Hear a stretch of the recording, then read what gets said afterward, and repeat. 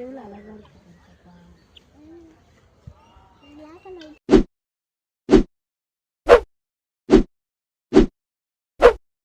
என்னடி சித்திரமே இங்க நீ பத்திரமே சொல்லிடி கட்டளை எத்தனை நான் செய்வேனே.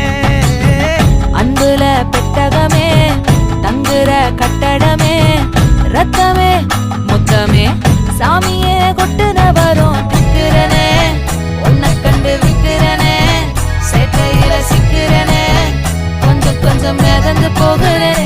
அப்படி என்னதாங்க பிரச்சனை? ஐயோ